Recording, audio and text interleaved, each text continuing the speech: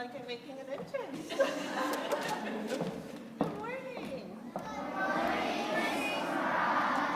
We're starting to get some fun scenery on our stage, aren't we? I can't wait to see how it all appears, and we're getting ready for our musical, which is coming up. Do you know what the musical is, guys? Go ahead, shout it out to me. Yeah. Yeah. Oh, some of you listen to the soundtrack, maybe? Yeah. Yeah, that's a great music. We can't wait for the show, and we're going to start to see little snippets coming onto our stage, so that's super fun. So I hope you had a great long weekend and that you feel energized coming back to campus. Yes, you got lots of rest and fun, I hope. Yeah, good. Well, we're glad you're back and hope that you enjoyed family and friends over the little break that we had. We have a big week coming up this week. Tomorrow night, you guys, we have a special night. It's called Stop, Drop, and Read. Have you heard about this? What? Some of you are saying yes, some of you are saying no. So those of you who have not, it's tomorrow night. Mrs. Clay, where's Mrs. Clay? Help me out here, Mrs. Clay. It's at 6:30. 6:30. 3 big things I want you to remember. You get to wear your PJs. There's hot chocolate. And there's a raffle. What more could you want on a Thursday night? 3 fun things. And we have a wonderful guest author who will be here to talk about how do you write a book, and she'll share her book with you. We're going to have fabulous books out that you can read with your parents in your pajamas in a snuggly little corner somewhere on campus. And while you do that, you'll have some hot chocolate. So it's just about celebrating reading, the importance of reading, and just doing it while having a lot of fun at a night here on the Montgomery campus. So we hope you can join us. We'll start in the library at 6:30. Then on Friday, when you come in the next day, it is a Drop the Dress Code day. Just a reminder that you will bring in donations to help support the earthquake victims in Turkey and Syria. So we're going to be giving those donations to Global Giving, and the proceeds will go directly to the families. So we're excited about that. We haven't really named a donation. Bring in what you think will be a good donation to help those families in need, and we'll see what we collect on behalf of the Montgomery community. And then something that I want you to really be thinking about that I know we've talked a little bit about at Chapels is the Light the Night event coming up. That's on March 3rd. March is just around the corner, guys. I know it's hard to believe because once March is here, it feels like a really quick spring to the end of the year. But we're excited for this Light the Night. It's the first time we're going to have this just fabulously fun event. Have any of you heard about the Light the Night? Do you remember what you've heard about it? You're going to play games, there's going to be music, there's going to be dancing, we're going to have a lot of fun, light up kind of areas. So parents are working really hard to make this event special for all of you. So we're really excited to get the whole community here and enjoying the night together. That's again on March 3rd, it's from 6 to 8 p.m. So we have an exciting 8th grade chapel today, a student who's been with us for a long time, Caroline Moore. And I believe Mr. V is going to be coming up to introduce her, but we're really excited to hear from you this morning, Caroline. So can't wait for your message. Mr. V. Thank you. Thank you. Here again, good morning. Thank you. So to begin, I want to ask you a quick question because it relates to Caroline. She's a person of good character. Does anyone know what a person of good character? Go ahead. A person of good character is someone who is kind and really respectful to others. I love that answer. She said a person who is kind and respectful to others, and you literally said what I wrote on my paper, so thank you. So Caroline, she is kind, she cares about others, and she thinks about how she can grow as a person. She is totally bought into Monty.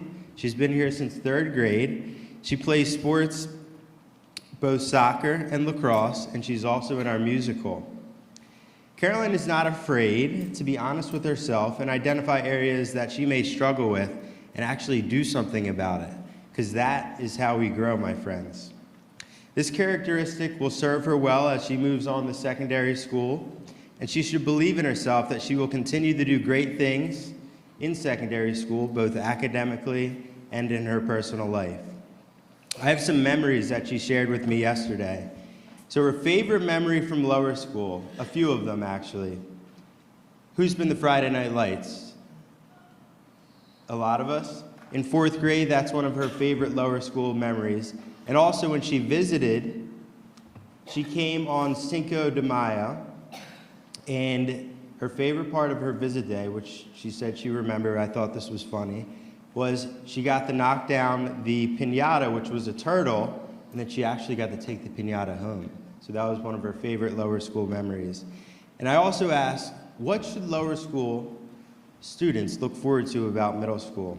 And Caroline said, the freedom you have, the more connections you have to make with friends in different grades, and the chance to play activities in certain sports like she's done this year with the musical soccer, and she'll play lacrosse. And then finally I asked, what's one thing you're gonna miss about Monty? And she simply said she's gonna miss her friends, the small community feel, and the connections that she's made. Caroline did an awesome job about thinking about an important topic today that she's gonna share with us that's kind of complex, but she did a nice job of creating a kind of a simple message, and I think we're all gonna take a lot away from Caroline's message today. So please welcome Caroline Moore.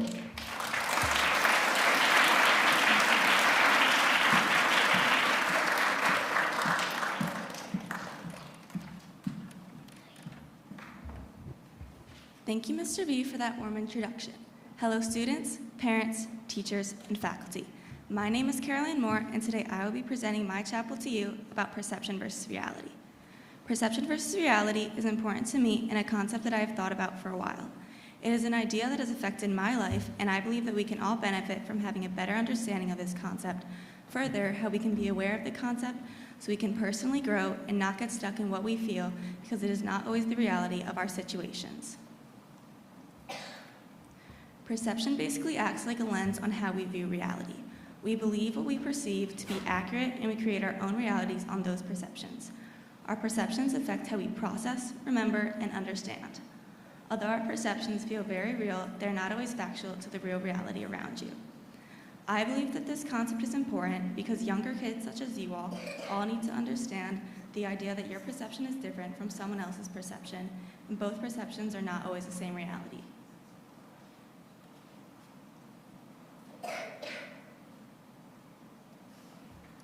Now, in the left photo, what do you see? Raise your hand if you see a duck. You can put your hands down. Now, raise your hand if you see a rabbit.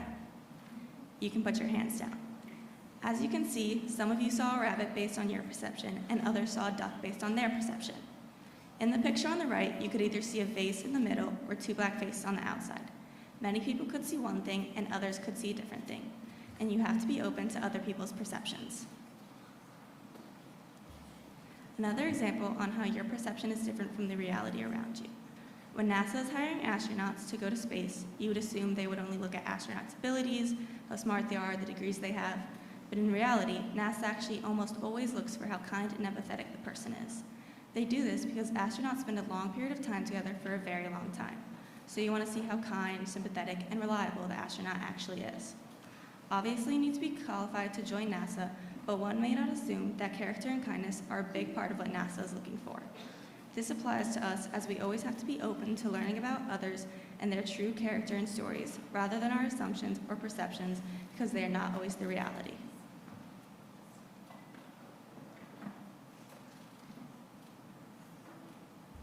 Instead of viewing something about someone else, or how they might perceive you, or how you might perceive them, make a choice not to make assumptions based on your or their perception, but rather getting to know them, in which the end creates a loyal, genuine connection. Some examples could be just being curious and asking your peers some questions. If someone is alone at recess, you could bring them in or ask them to join. These are just a couple ways that you could learn about others. Perception versus reality doesn't only apply to how you view others or your relationship with others. It is also important with how you view yourself. How you view your skills or how someone sees you is all perception, and sometimes those perceptions can have truth to them, but you're in control of how you react to them.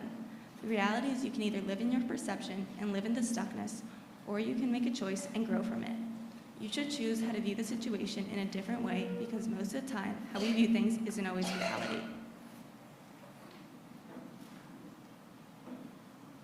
In this video, it will show that your perceptions about others are not always correct. And if you look at the bigger picture, a better reality will be shown.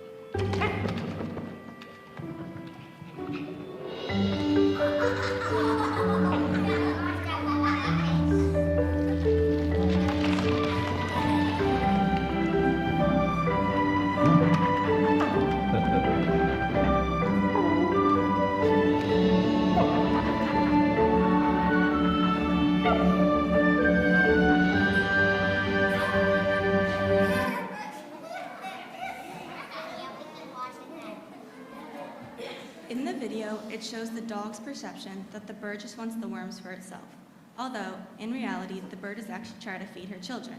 To summarize the video, if you look past your perception, you can make real friendships, connections, and impacts on others.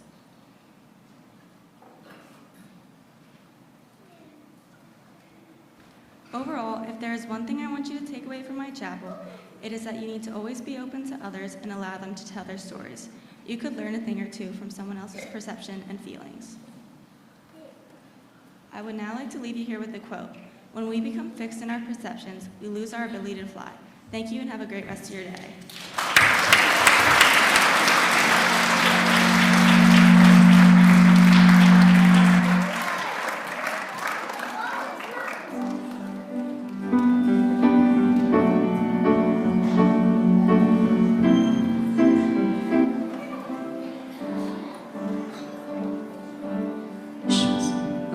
May you have a spaciousness and causes of success. May you have the confidence to always do your best. May you take no effort in you being generous, sharing what you can, nothing more, nothing less. May you know the meaning of the word happiness. May you always lead with the beating in your chest. May you be treated like an esteemed guest. May you get to rest, let you catch your breath. May the best of your todays be the worst of your tomorrows. Whoa. May the road less paved be the one that you follow. Whoa. Well, here's to to the lives that you're gonna change.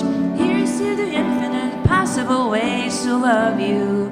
I want you to have it. Here's to the good times we're gonna have. You don't need money, you've got free pass.